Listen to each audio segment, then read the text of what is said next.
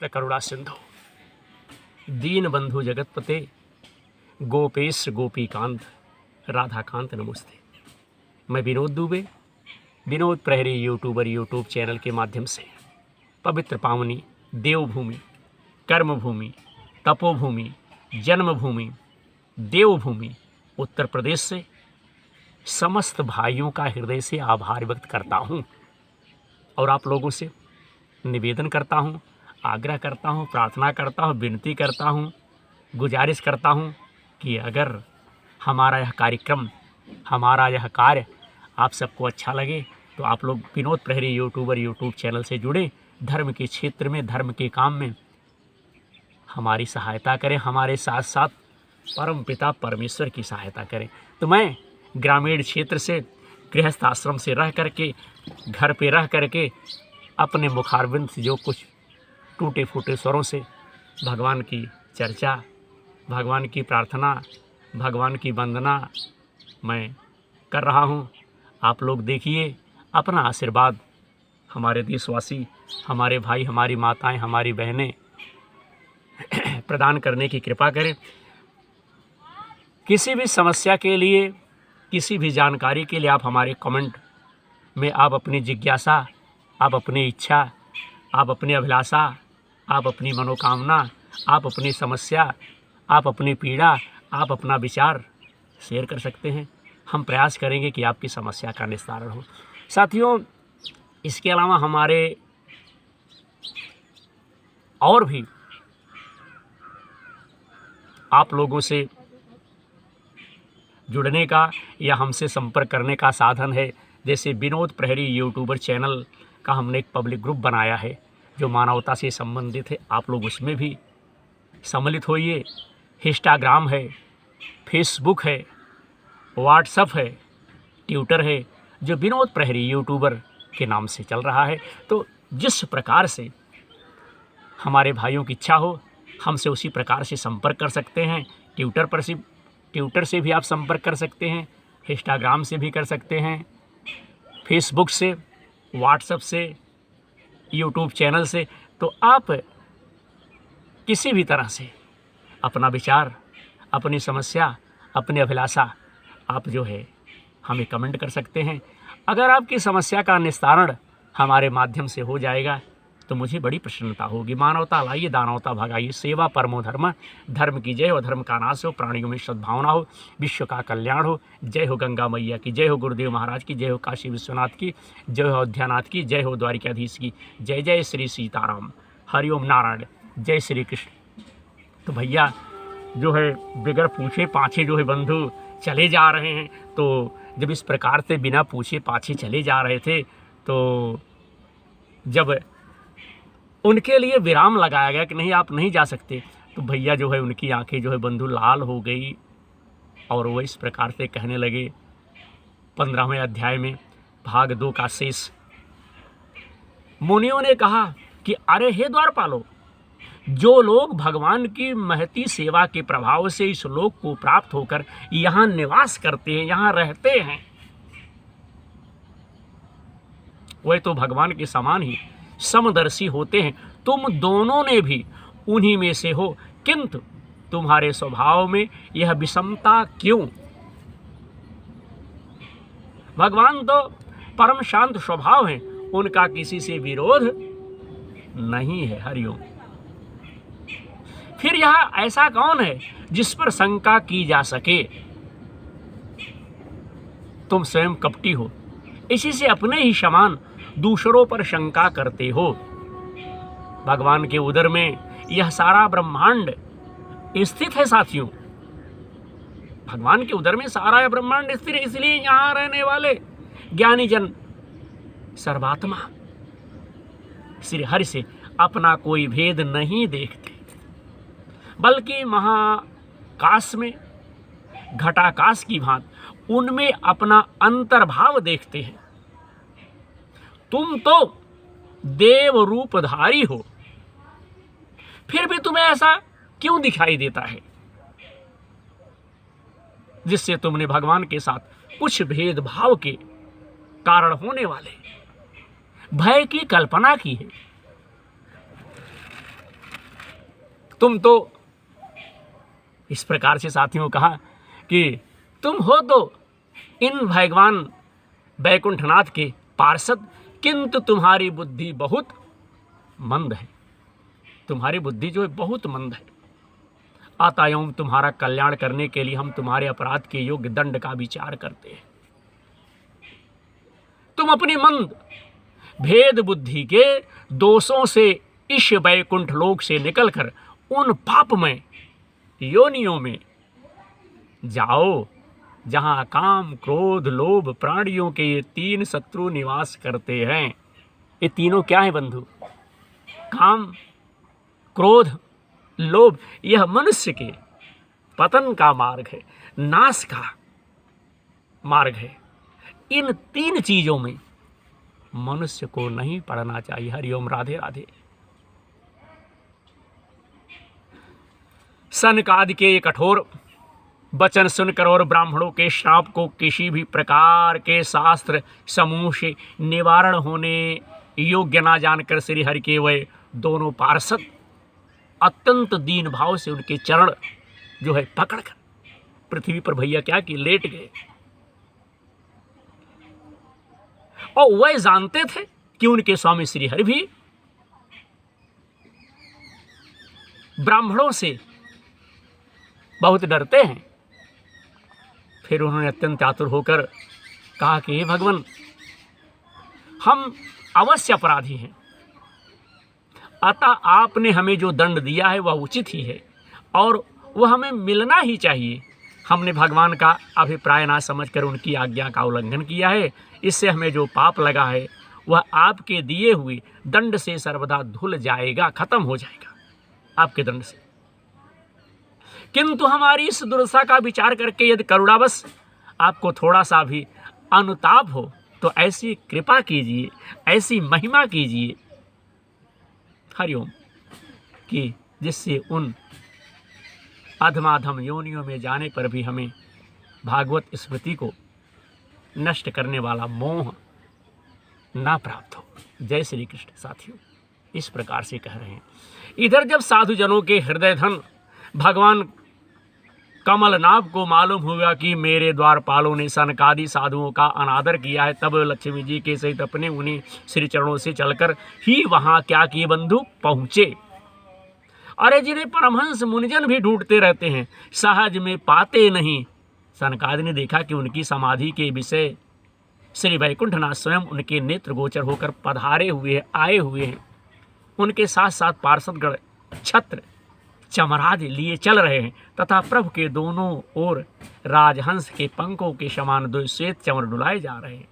अरे उनके शीतल वायु से उनके श्वेत छत्र में लगी हुई मोतियों की झालर हिलती हुई ऐसी शोभा दे रही है मानो चंद्रमा की किरणों से अमृत की बूंदें झरझर गिर रही है।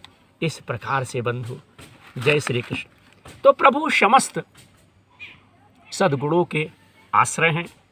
उनकी सौम्य मुख मुद्रा को देखकर जान पड़ता था मानो वे सभी पर अनवरत कृपा सुधा की वर्षा कर रहे हैं। अपनी स्नेहमयी चितवन से वे भक्तों का हृदय स्पर्श कर रहे थे तथा उनके सुविशाल श्याम वक्ष स्थल स्वर्ण रेखा के रूप में जो साक्षात लक्ष्मी विराजमान थी, उनसे मानो वह समस्त दिव्य लोकों के चूड़ामणि वैकुंठ धाम को सुशोभित कर रहे थे। जय जय श्री कृष्ण। उनके पीतांबर मंडित विशाल नितंबों पर झिलमिलाती हुई करधनी और गले में भ्रमरों से मुखरित बनमाला विराज रही थी तथा वह कलाइयों में सुंदर कंगन पहने अपना एक हाथ गरुड़ के कंधे पर रखे हुए भैया दूसरे से कमल का पुष्प जो है घुमा रहे थे। जय जय श्री कृष्ण। उनके अमोल कपोल बिजली की प्रभा को भी लजाने वाले मकराकृत कुंडलों की शोभा बढ़ा रही थी। उभरी हुई शुभ्र नासिका थी, बड़ा ही सुंदर मुख था। सिर पर मणिमय मुकुट विराजमान था तथा चारों भुजाओं के बीच महामूल्यवान मनोहर हार की और गले में भैया मड़ियों की अपूर्व शोभा हो रही थी। जय जय श्री कृष्ण। भगवान का साथियों श्री विग्रह बड़ा ही सौंदर्यशाली था। उन्हें देखकर भक्तों के मन में ऐसा वितर्क होता था कि इसके सामने लक्ष्मी जी का सौंदर्य अभिमान भी जो है गलत हो गया है।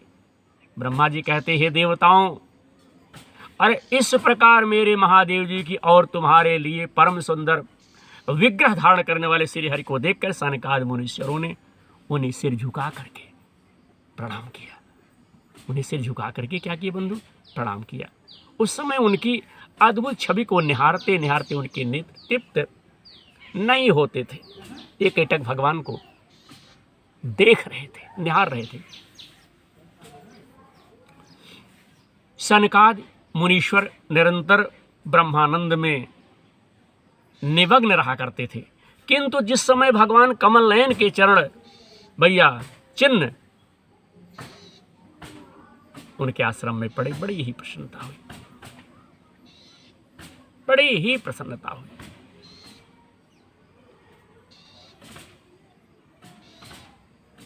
भगवान ने इस प्रकार से सबको खुशी कर दिया। भगवान का मुख नील कमल के समान था। भगवान का मुख जो था नील कमल के समान था। अति सुंदर अधर और कुंदकली के समान मनोहर हाथ से उसकी शोभा और भी बढ़ गई थी, और भी अच्छी लग रही थी। उसकी झांकी करके वे कृतकृत्य हो गए और फिर पद्यराग के समान लाल लाल नखों से सुशोभित उनके चरण कमल देखकर वे उन्हीं का ध्यान करने लगे भैया, उसी में खो गए। इसके पश्चात वे मुनिगण अन्य साधनों से सिद्ध न होने वाले स्वाभाविक अष्ट सिद्धियों से संपन्न श्री हरि की स्तुति करने लगे, जो योग मार्ग द्वारा मोक्ष पद की खोज करने वाले पुरुषों के लिए उनके ध्यान का विषय अत्यंत आदरणीय और नयनानंद की वृद्धि करने वाला पुरुष रूप प्रकट करते हैं।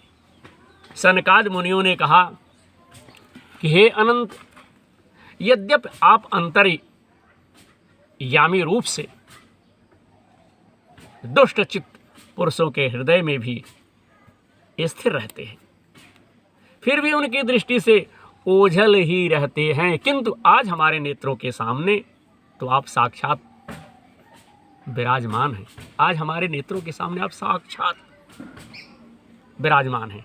हे प्रभु, जिस समय आपसे उत्पन्न हुए हमारे पिता ब्रह्मा ने आपका रहस्य वर्णन किया था, उसी समय श्रवण रंध्रों द्वारा हमारे बुद्धि में तो आप आ विराजे थे, किंतु प्रत्यक्ष दर्शन का महान सौभाग्य तो हमें आज ही प्राप्त हुआ है। हे भगवान, हम आपको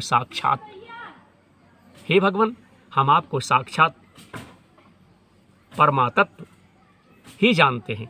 इस समय आप अपने विशुद्ध सत्यमय विग्रह से अपने इन भक्तों को आनंदित कर रहे हैं। आपकी सगुण साकार मूर्ति को राग और अहंकार से मुक्त मुनिजन आपकी कृपा दृष्टि से प्राप्त हुई सुदृढ़ भक्तियों के द्वारा अपने हृदय में उपलब्ध करते हैं। हे प्रभु, आपका सुयश अत्यंत कीर्तनीय और सांसारिक दुखों की निवृत्ति करने वाला है।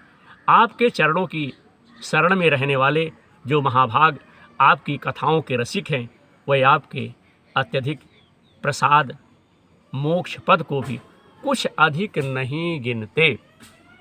फिर जिन्हें आपकी जरा सी टेढ़ी भौहें ही भयभीत कर देती हैं, डरा देती हैं, उन इंद्रपद आदि अन्य भोगों के विषय में तो कहना ही क्या है। हरिओम नारायण। इस प्रकार से भगवान की चर्चा कर रहे हैं। तो फिर कहने लगे, भगवान, यदि हमारा चित्त भौरे की तरह आपके चरण कमलों में ही रमण करता रहे, लगा रहे, हमारी वाणी तुलसी के समान आपके चरण संबंध से ही सुशोभित हो और हमारे कान आपकी सुयश सुधा से परिपूर्ण रहें, तो अपने पापों के कारण भले ही हमारा जन्म नरकादि योनियों में हो जाए, इसकी हमें कोई चिंता नहीं। हे विपुल कीर्ति प्रभो, आपने हमारे सामने जो यह मनोहर रूप प्रकट किया है, उससे हमारे नेत्रों को बड़ा ही सुख मिला है। वेश्याशक्त अजितेंद्रिय पुरुषों के लिए इसका दृष्टिगोचर होना अत्यंत कठिन है। आप साक्षात भगवान हैं और इस प्रकार हमारे नेत्रों के सामने आप जो है प्रकट हुए, हम आपको प्रणाम करते हैं। इस प्रकार से भगवान की स्तुति होने लगी। तो साथियों, ये तो था विनोद प्रहरी यूट्यूबर यूट्यूब चैनल के माध्यम से 15वें अध्याय का शेष भाग, जो आप सबको अपने टूटे फूटे स्वरों से विनोद प्रहरी यूट्यूबर यूट्यूब चैनल के माध्यम से हमने प्रसारित किया। आशा है आप सबको यह भगवान की कथा, यह भगवान का चरित्र बढ़िया लगेगा। अगर हमारे भाइयों को हमारा यह कार्यक्रम, हमारा यह प्रयास, धर्म की चर्चा, दीन दुखियों की सेवा से संबंधित जो यह कार्य हो रहा है, अगर अच्छा लगे तो आप लोग सपोर्ट करें, और भैया अगर अच्छा ना लगे तो हम बंधु इसके लिए क्षमा चाहते हैं। बाकी आपकी जैसी इच्छा, निवेदन करना, प्रार्थना करना हमारा कार्य है। उस निवेदन को, उस प्रार्थना को पूरा करना ना करना आप सबका उत्तरदायित्व है। बोलिए बांके लाल की जय, बोलिए गुरुदेव महाराज की जय, गंगा मैया की जय, संत समाज की जय, सभी भाइयों की जय। हर हर महादेव, राम राम, जय श्री कृष्ण। विनोद प्रहरी यूट्यूबर यूट्यूब चैनल के माध्यम से जनमानस की सेवा में समर्पित।